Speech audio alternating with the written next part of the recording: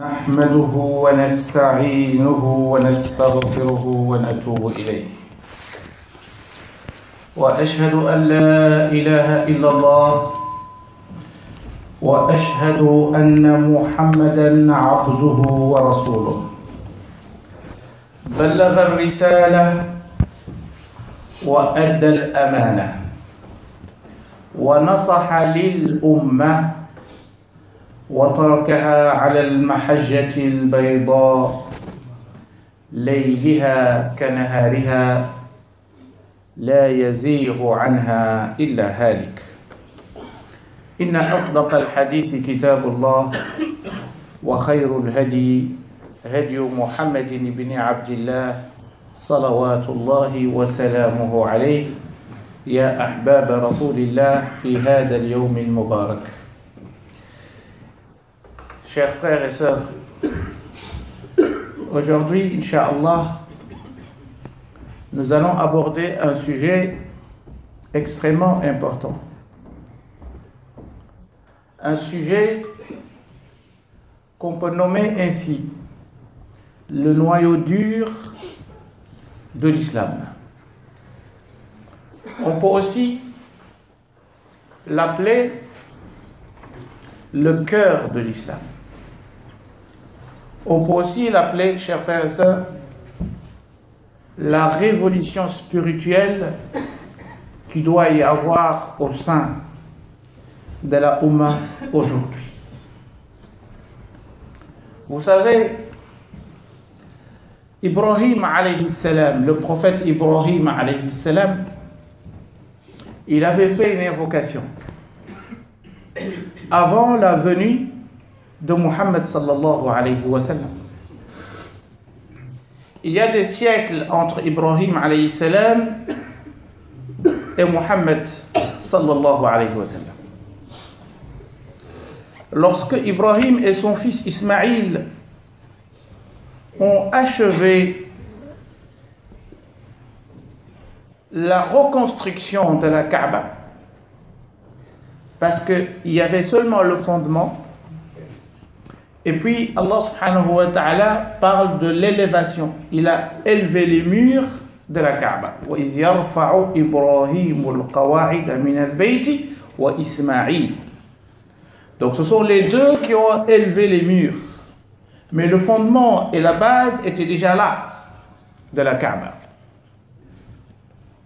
Et d'ailleurs, c'est pour cela que le Coran dit وَإِذْ بَوَّأْنَا لِإِبْرَاهِيمَ مَكَانَ الْبَيْتِ. On a indiqué à Ibrahim l'endroit où se trouvait la Kaaba. Parce qu'après le déluge, la Kaaba s'est effacée. Tout a été détruit. Et donc il restait seulement que des traces. Et c'est Allah subhanahu wa ta'ala qui a montré à Ibrahim alayhi salam l'endroit où se trouvait la Kaaba. Maintenant, ce qui nous intéresse ici, c'est quoi? C'est qu'après avoir reconstruit la Kaaba, Ismaïl et Ibrahim alayhi salam et son fils, ils se sont levés et ils ont fait des invocations. Ils ont dit Rabbana waj'alna muslimayni lak. Fais de nous des vrais soumis, des vrais musulmans, si vous voulez. Wa min zurriyatina, et aussi pour notre descendance, ummatan muslimatan lak. Elle doit être également une communauté, une umma qui est soumise à Allah subhanahu wa ta'ala. Et puis il dit wa arina manasikana wa tub alayna innaka anta at-tawwabur rahim. Montre-nous comment effectuer les rites du pèlerinage, etc. Et puis Allah, nous te demandons donc d'expier nos péchés, etc. Ce qui nous intéresse maintenant, c'est le verset 128. Allah subhanahu wa ta'ala, dans Surat al-Baqarah toujours, Allah subhanahu wa ta'ala, Ibrahim alayhi salam dit Rabbana wab'ath fihim rasulan minhum. Donc Ibrahim alayhi salam, il fait une invocation, il dit Allah, je t'invoque pour que tu envoies un prophète qui viendra plus tard, après des siècles. رسولا منهم يتلو عليهم آياتك.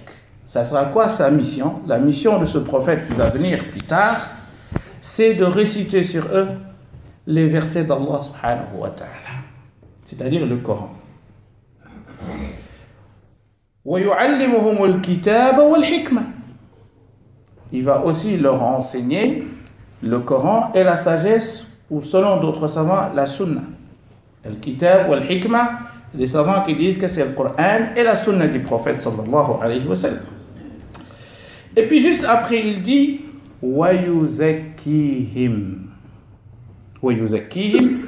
Et parmi sa mission, c'est de les purifier. De les purifier, c'est-à-dire de les éduquer spirituellement. Ça, c'était l'invocation de Ibrahim alayhi salam. C'est ça, c'était son invocation. Maintenant, Allah subhanahu wa ta'ala, il a accepté cette invocation. Et effectivement, il a envoyé quelqu'un. Et ce quelqu'un s'appelle Muhammad sallallahu alayhi wa sallam. Et que dans le Coran, dans Surat al-Jumu'ah, Allah subhanahu wa ta'ala, il dit هو الذي بعث في الأميين رسولا منهم يتلو عليهم آياته ويزكيهم ويعلمهم الكتاب والحكمة. Vous voyez, les mêmes termes. Il dit, Allah, il a envoyé parmi les Arabes quelqu'un qui est comme eux, qui est un être humain, qui n'est pas un ange. Allah, il l'a envoyé, et parmi sa mission, c'est de les purifier. Alors, quelle est la preuve que cette invocation, ou celui qui est désigné, ou celui qui est ciblé dans cette invocation, c'est Muhammad sallallahu alayhi wa sallam, parce que ça peut être Isa, ça peut être d'autres prophètes qui sont venus après Ibrahim. Parce que le prophète sallallahu alayhi wa sallam lui-même, il a dit « Ana da'watu Ibrahim ».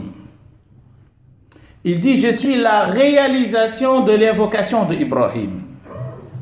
Il avait demandé à Allah pour qu'il envoie quelqu'un qui va enseigner le livre et la sagesse et qui purifie les gens. Il dit « Je suis cette invocation ». « Ana da'watu abi Ibrahim ». وكان آخر من بشر بي عيسى بن مريم. Je suis la réalisation de cette invocation, mais en même temps, le dernier messager qui est venu pour m'annoncer, c'est-à-dire annoncer ma venue, c'est Isa ibn Maryam, Jésus. Et donc, les hadiths et le Coran sont en phase. Alors maintenant, quelle est l'essence de cette mission? C'est quoi at-tazkiya? C'est quoi la purification de notre ego? C'est quoi la purification spirituelle ou bien l'éducation spirituelle? C'est un processus. Un processus pour se débarrasser des tares et embrasser les bonnes vertus. C'est l'éthique, c'est la morale. Pour être spirituellement réalisé, il faut avoir des bonnes vertus et essayer de se débarrasser de tes défauts. D'ailleurs, comme vous le savez, Rasul sallallahu alayhi wa sallam, à l'âge de 4 ans, Jibril est venu et il a fendu sa poitrine et qu'il a enlevé quelque chose dans sa poitrine de son cœur, il a pris son cœur et puis il l'a lavé. Et puis Jibril a dit juste après, c'est la part de Shaitan que je viens d'enlever de ton cœur. Sallallahu alayhi wa sallam. La part de Shaitan en toi, je l'ai supprimée, je l'ai enlevée. Et donc, pour purifier les autres, il faut être purifié d'abord. Donc Allah, il l'a purifié pour qu'il soit un purificateur. Quelqu'un qui puisse purifier les autres. Et d'ailleurs, c'est pour cela que l'imam al-Ghazali nous dit que la purification est une obligation individuelle. Chacun doit effectuer ce travail. Chacun doit purifier son cœur. Et que nous savons que l'organe le plus important chez l'être humain, au sein de l'être humain, c'est le cœur. Le prophète sallallahu alayhi wa sallam, il a dit « Ala inna fil jasadi mudgha, iza saluhat, saluha al-jasadu kullu. Ou salaha al-jasadu kullu. Wa iza fasadat, fasada al-jasadu kullu. Ala wa hiya qalb. » Il y a un morceau de chair, de viande, à l'intérieur de chaque être humain. Si ce morceau de viande est bon, tout le corps est bon. Et s'il est mauvais, tout le corps est mauvais. C'est le cœur. Ça, c'est la parole du prophète sallallahu alayhi wa sallam. Ça veut dire quoi tout ça? Ça veut dire que les organes et les autres membres, en fait, leur bonté dépend de la bonté du cœur. C'est ça que c'est ça la signification. Et d'ailleurs, dans Surat Al-A'la, vous allez voir qu'Allah subhanahu wa ta'ala, pour montrer le lien de la purification de notre ego, de notre cœur, cette notion ou cette recommandation se trouvait même dans les livres anciens. Dans les livres anciens. Parce qu'il faut savoir qu'il existe seulement 4 causes pour le bonheur ici-bas et dans l'au-delà. Il y a 4 causes. Pour être heureux ici et dans l'autre monde, pour être heureux, il y a 4 moyens, 4 causes. Ces 4 causes sont mentionnées dans Surat Al-A'la. Allah subhanahu wa ta'ala nous dit قَدْ أَفْلَحَ مَنْ تَزَكَّى. Bonheur à celui qui purifie son âme. Ça c'est un. قَدْ أَفْلَحَ مَنْ تَزَكَّى. Donc pour être heureux ici et dans l'au-delà, premier élément, c'est de purifier son cœur. 2. قَدْ أَفْلَحَ مَنْ تَزَكَّى وَذَكَرَ اسْمَ رَبِّهِ. C'est-à-dire, il faut faire le zikr. الذين يذكرون الله قياما وقعودا وعلى جنوبهم ويتفكرون في خلق السماوات والأرض ربنا ما خلقت هذا باطلا. Ceux qui mentionnent les noms d'Allah en étant debout, assis, couchés, et en même temps ils réfléchissent, ils méditent sur les signes d'Allah subhanahu wa ta'ala. Ce sont des véritables hommes spirituels.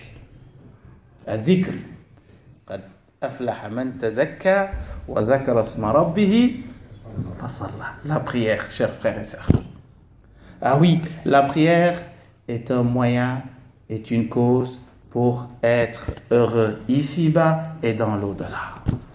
Le prophète sallallahu alayhi wa sallam, il disait à Bilal, arihna biha ya Bilal. Donne-nous le plaisir, le comble des plaisirs dans la prière. C'est pas en dehors de la prière, c'est dans la prière. Et donc la prière, chers frères et sœurs, c'est pas notre sujet, mais c'est un élément indispensable pour être heureux. Il faut se connecter avec Allah subhanahu wa ta'ala 5 fois dans la journée. Et d'ailleurs, c'est pour cela que le prophète sallallahu alayhi wa sallam, il a dit Law anna nahran bi babi ahadikum. S'il y avait une piscine, un marigot devant chez vous, vous y entrez 5 fois dans la journée, est-ce que vous allez après devenir sale? Les sahaba ridwanullahi alayhim, ils ont dit non, on sera propre. Il a dit ainsi sont les 5 prières. Et elles vous purifient de tout péché. Elle vous purifie de tout péché. Mais il faut bien prier. Il ne faut pas faire de la gym. Il faut bien prier, il faut être présent. Tu n'as dans ta prière que les moments où tu étais présent dedans. Tu seras récompensé seulement les moments où tu étais présent. Mais si tu dis Allahu Akbar et que tu voyages et qu'à le moment où l'imam dit Assalamu alaikum, tu reviens, 0 point. Tu auras accompli le devoir, mais tu n'as pas comptabilisé des hasanats parce que tu étais absent. Parce que l'objectif et la finalité de la prière, c'est quoi, chers frères?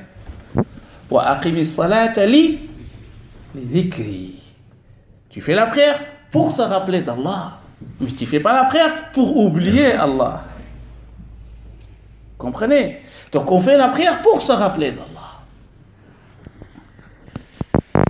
Rasul sallallahu alayhi wa sallam, malgré, chers frères et sœurs, malgré, je dis bien, qu'il ait été purifié à l'âge de 4 ans, à un moment donné, il disait « Innahu la yuranu ala qalbi fa astaghfirullaha fil yawmi mi'ata marra »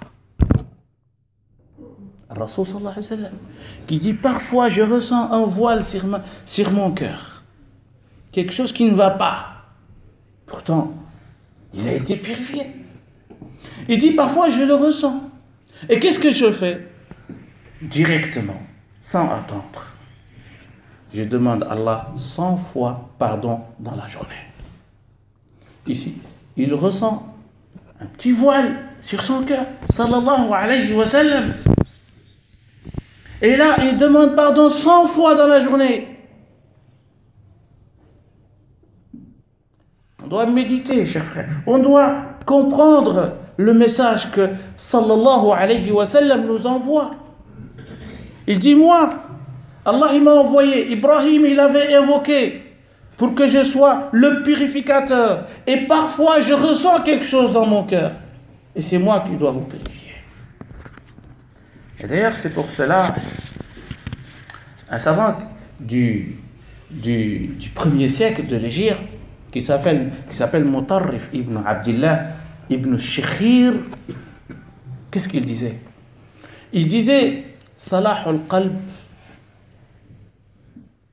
la pureté du cœur dépend de la pureté de nos actions.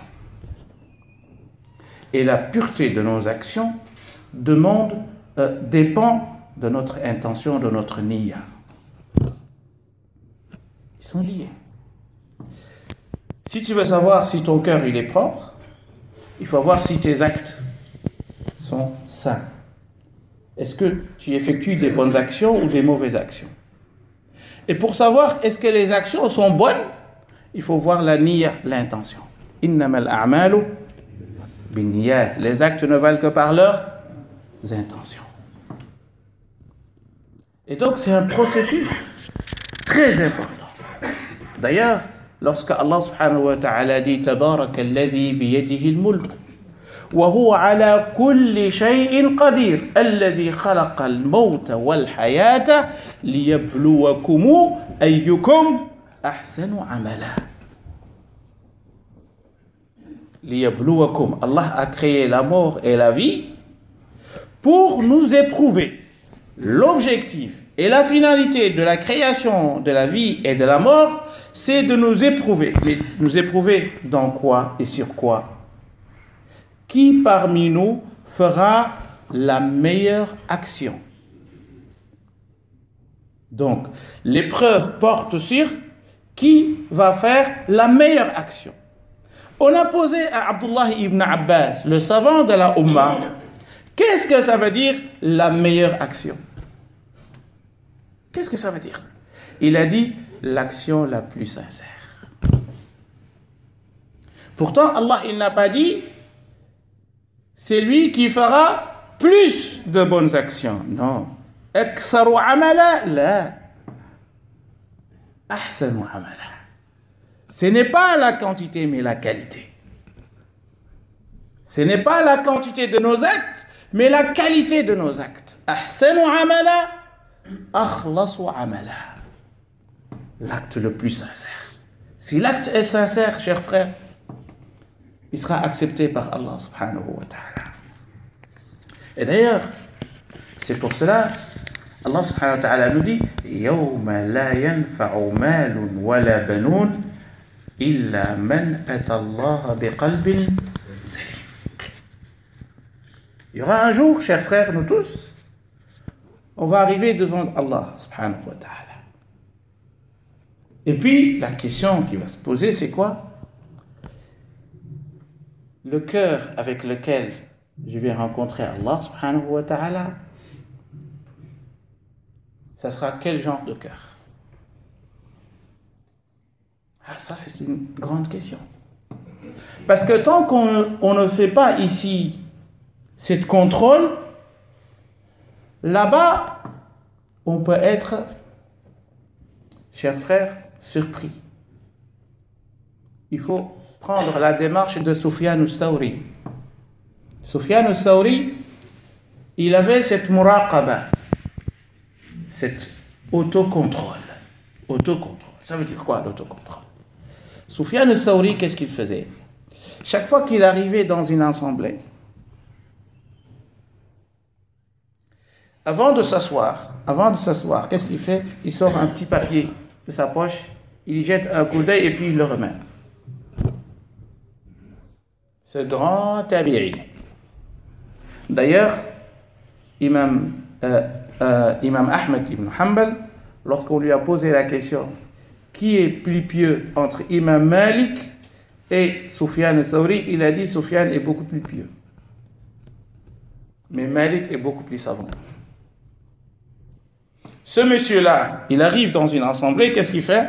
Il sort un papier, il regarde, et puis il le referme, il le met dans sa poche, et puis il s'assoit. Un jour, comme il le fait souvent, dans chaque milieu, il y a des gens qui sont curieux. Ils veulent toujours savoir qu'est-ce qui se passe. Quelqu'un comme Soufiane. Et donc, qu'est-ce qu'il fait? Tellement qu'il est curieux, il est allé vérifier ce papier, qu'est-ce qui est écrit dedans. Alors, et moi je pose toujours la question. Je me suis dit, si c'était vous, si c'était moi, qu'est-ce que j'aurais écrit sur ce papier? C'est moi, Mohamed Galaye Ndiaye, je suis présent aujourd'hui dans cette assemblée. Quoi?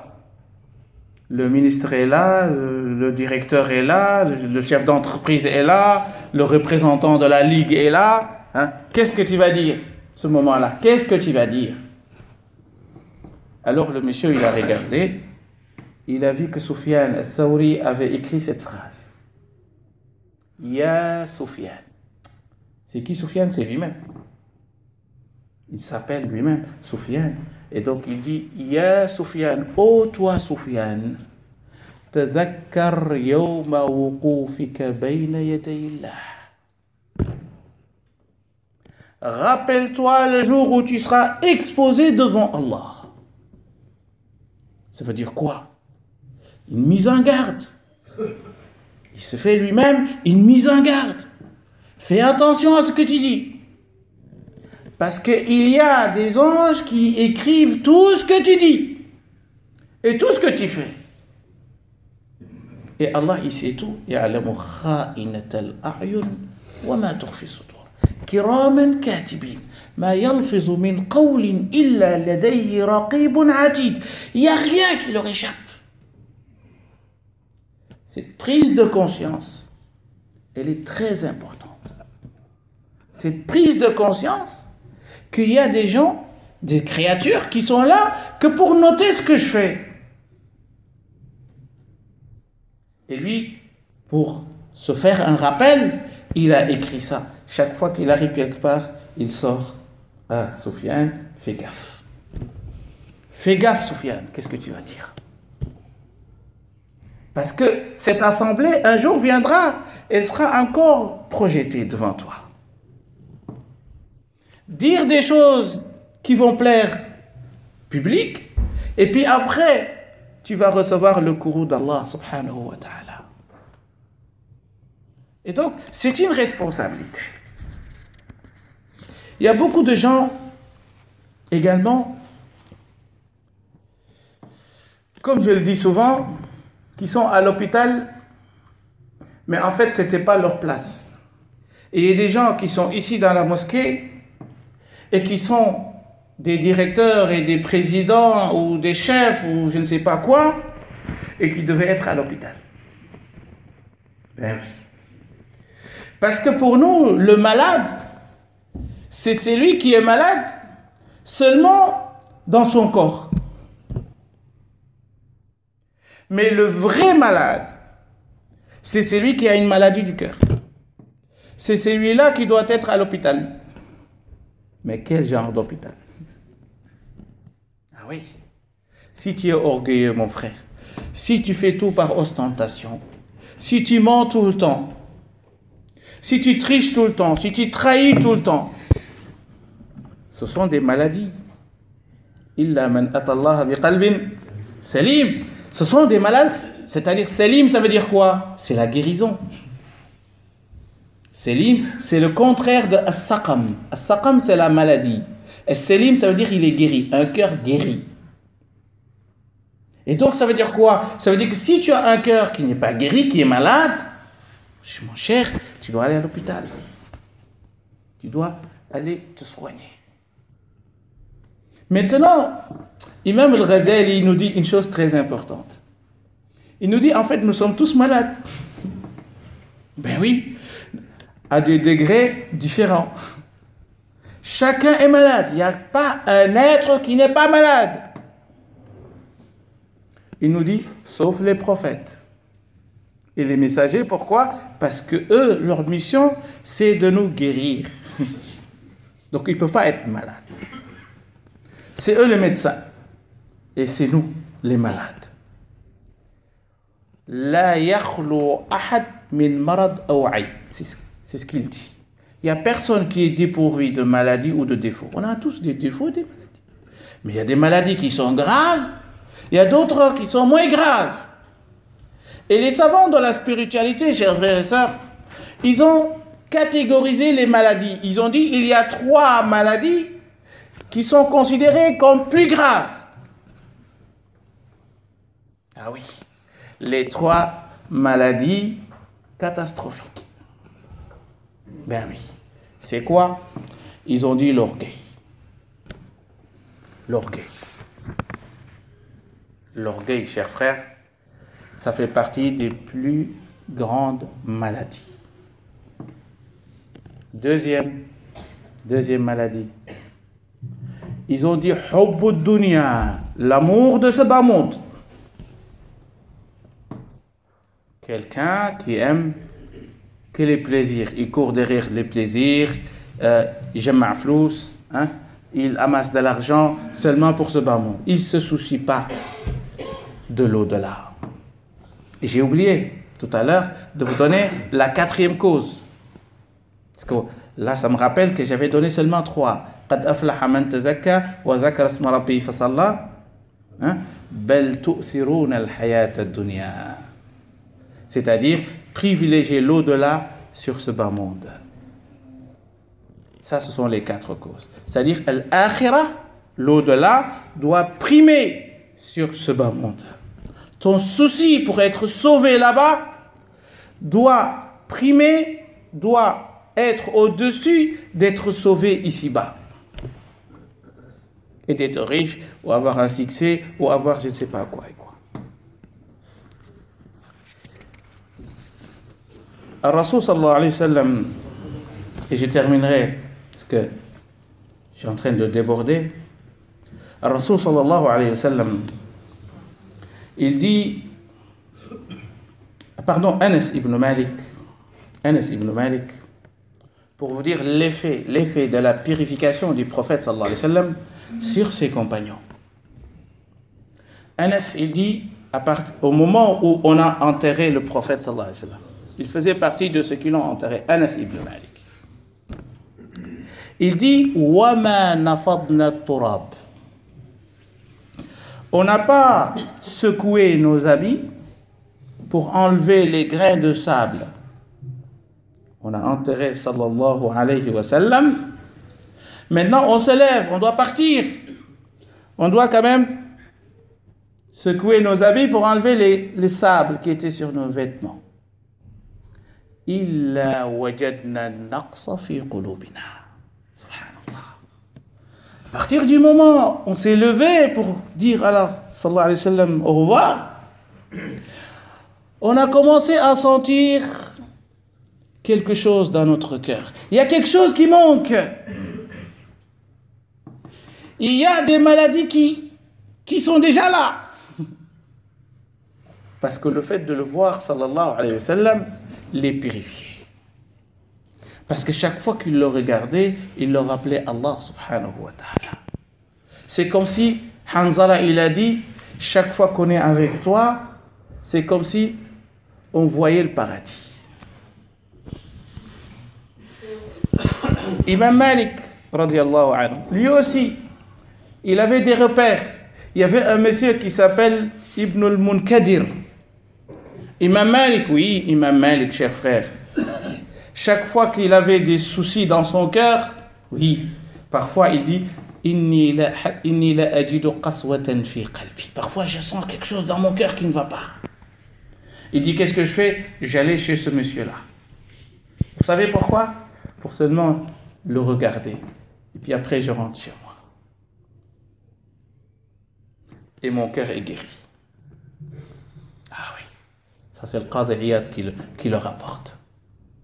Dans Tadrib al-Madarik. Imam Malik, oui. Anas, il dit, juste, à partir du moment que je ne le vois plus, il y a quelque chose qui manque. Et ça, c'est très important. Et d'ailleurs, vous savez, c'est pour cela que dans l'islam, même pendant le Jumu'ah, on conseille aux fidèles de regarder le visage du khatib. Et chaque fois que vous regardez son visage, vous avez des hasanat. Subhanallah. C'est lui qui fait le sermon le vendredi. Ceux qui sont assis doivent regarder son visage au moment où il parle. Et chaque fois que vous regardez, vous avez des hasanat. Barakallahu fina wa fikum. Astaghfirullah yaghfir lakum.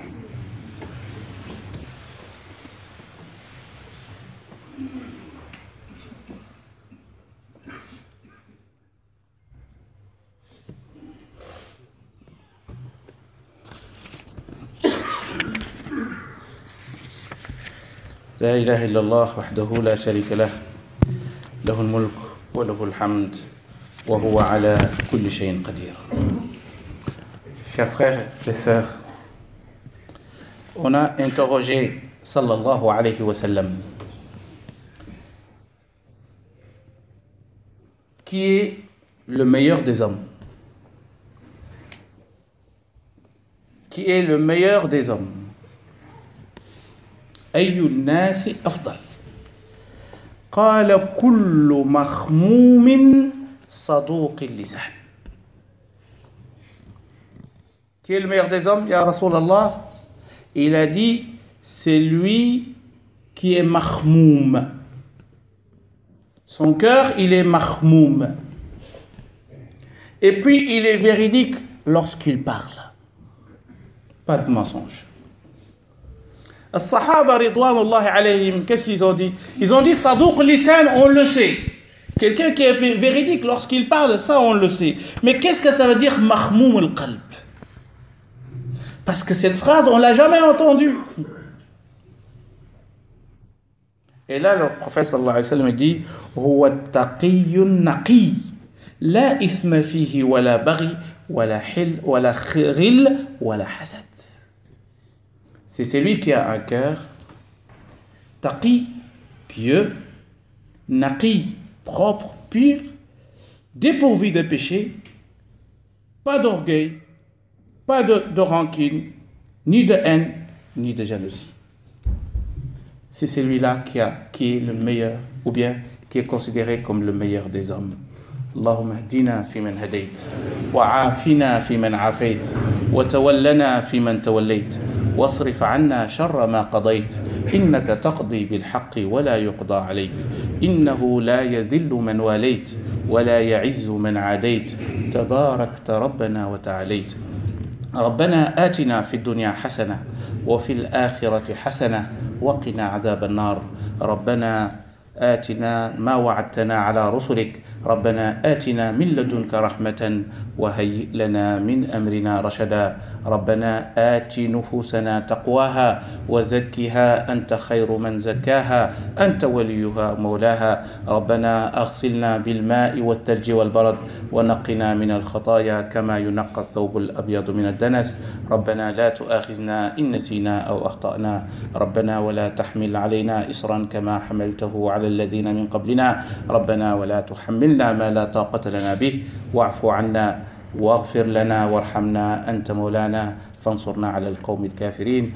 البر لا يبلى والذنب لا ينسى والديان لا يموت. اعمل ما شئت كما تدين تدان. إن الله يأمر بالعدل والإحسان وإيتاء ذي القربى وينهى عن الفحشاء والمنكر والبغي يعظكم لعلكم تذكرون. اذكروا الله يذكركم واستغفروه